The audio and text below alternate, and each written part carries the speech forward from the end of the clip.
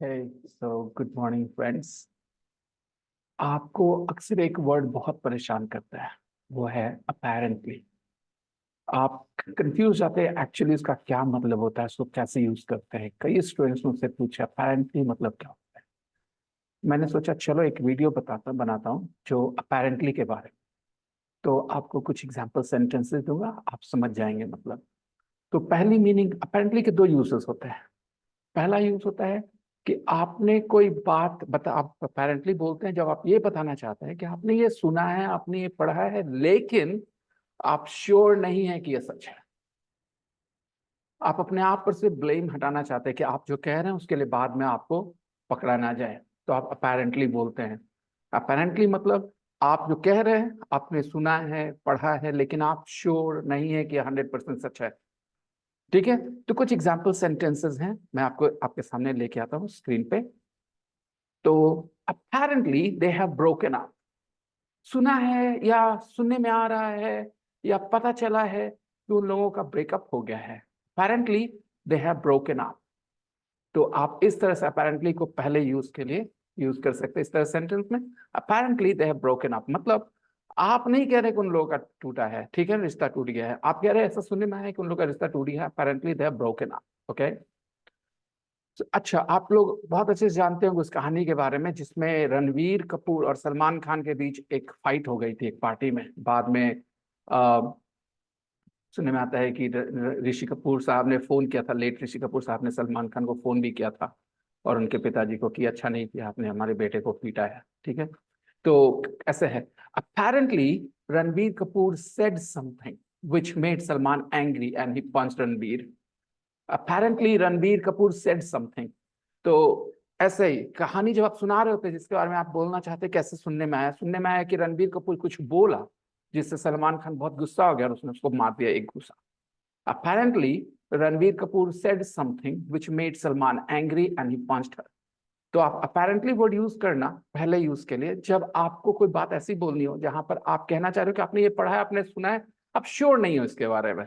ठीक है, जब आप श्योर होते हैं तो वहां अपेरेंटली वर्ड नहीं बोलते। ओके, ठीक है, ये समझ में आ गया। यहाँ पे अपेरेंटली बोलने का मतलब ये है कि आप कहना चाह रहे हो कि ये सब सुनने में आ रहा है, सब पढ़ा है मैंने, लेकिन I am not very sure about it.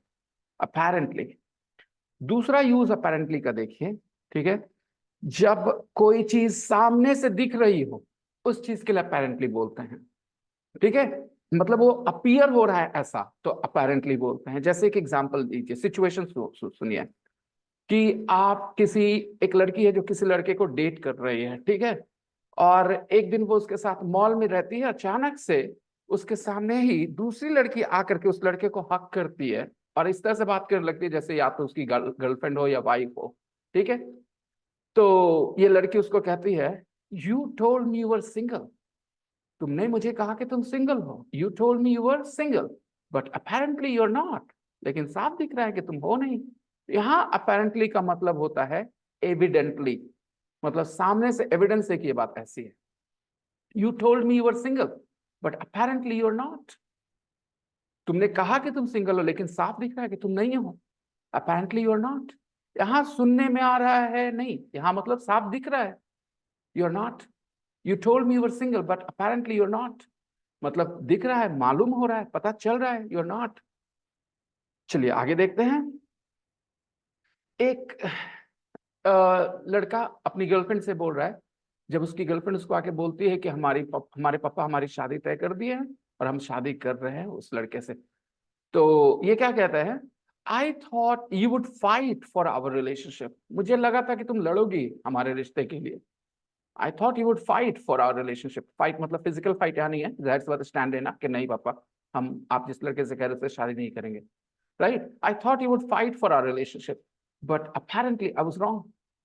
लेकिन साफ दिख रहा है कि मैं गलत सोच रहा था, आई वाज रॉन्ग। तुम तो मान गई पापा की बात, तुम तो उसी से शादी कर रहे हो जिसको तुम्हारे पापा ने चुना है तुम्हारे लिए।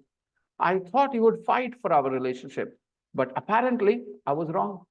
तो ये अपेरेंटली, ये जो दो पिछले दो एग्जांपल्स में मैंने बोला, पहले दो एग्जांपल्स जिसमें अपेरेंटली मैंने शुरुआत में यूज किया है, वहां अपेरेंटली का मतलब है सुनने में आ रहा है, पता चल रहा है, लेकिन 100% श्योर नहीं आप। और यहाँ अपेरेंटली का मतलब है कि सिचुएशन बता रहा है कि यही केस है।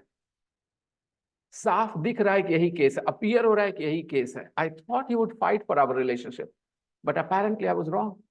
और लास्ट एग्जांपल सुनिएगा।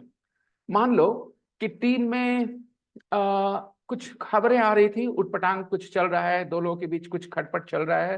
क्रिकेट टीम की बात कर लीजिए, एक समय चल रहा था ना कि नहीं नहीं कोई दिक्कत नहीं है, कुंबले और विराट कोहली के बीच कोई दिक्कत नहीं, नहीं कोई दिक्कत नहीं है। They said everything was okay in the team, they said everything was okay in the team, सब कुछ ठीक है उन्होंने कहा।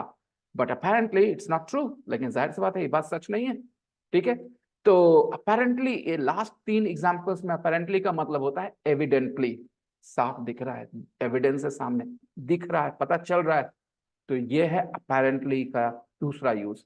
तो इस तरह से दो तरह से आप अपेरेंटली यूज करते हैं। एक बताने के लिए कि जो आप बोल रहे हैं उसके बारे में आप 100% श्योर नहीं है, आपने सुना है, आपने जाना है, but you can't vouch for its being true.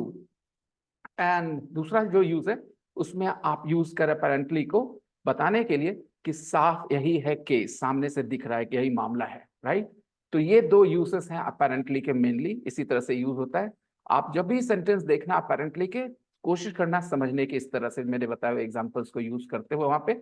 और अगर कोई डाउट्स रह जाए, कोई मन में सवाल रह जाए, तो कमेंट बॉक्स खुला है, उसमें आप अपने ख्यालात का इजहार कर सकते हैं। और हम मिलेंगे अगले वीडियो में। Thank you very much for the time being.